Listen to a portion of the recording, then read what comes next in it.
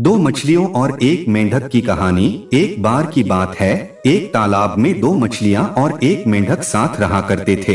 एक मछली का नाम शतबुद्धि और दूसरी का नाम सहस्त्रबुद्धि था। वहीं मेंढक का नाम एक बुद्धि था। मछलियों को अपनी बुद्धि पर बड़ा घमंड था, लेकिन मेंढक अपनी बुद्धि पर कभी घमंड नहीं करता था।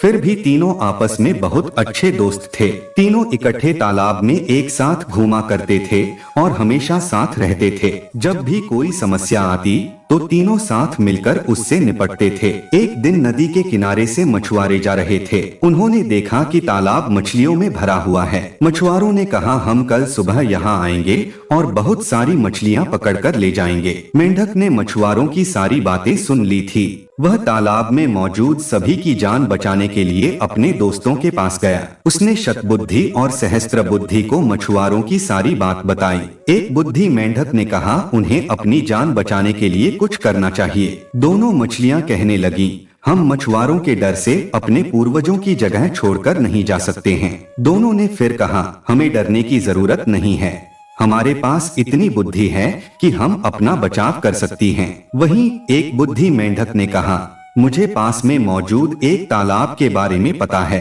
जो इसी तालाब से जुड़ा है।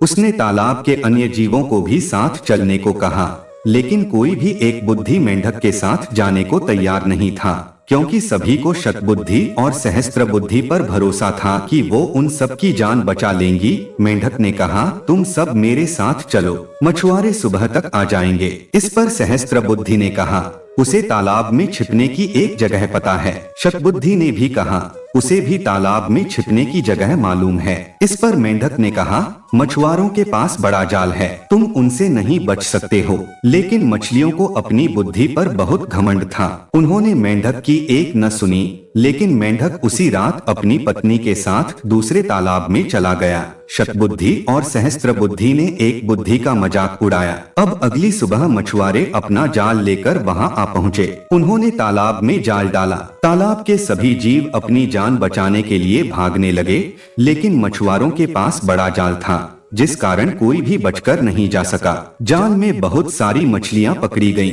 शतबुद्धि और सहस्त्रबुद्धि ने भी बहुत बचने की कोशिश की, लेकिन उन्हें भी मछुआरों ने पकड़ ही लिया। जब उन्हें तालाब से बाहर लाया गया, तब तक दोनों की मौत हो चुकी थी। शतबुद्धि और सहस्त्रबुद्धि का आकार सबसे बड़ा था, इसलिए मछुआरों ने उन्हें लग रखा था। उन्होंने बाकी मछलियों को एक टोकरी में डाला, जबकि शतबुद्धि और सहस्त्रबुद्धि को कंधे पर उठाकर चल दिए। जब वह दूसरे तालाब के सामने पहुँचे तो एक बुद्धि मेंढक की नजर इन दोनों पर पड़ी। उसे अपने मित्रों की यह हालत देख बड़ा दुख हुआ। उसने अपनी पत्नी से कहा कि काश इन दोनों ने मेरी बात मान ली होती तो आज ये जिंदा होती। कहानी से सीख, कभी भी अपनी बुद्धि पर घमंड नहीं करना चाहिए। एक दिन यही घमंड जानलेवा साबित हो सकता है।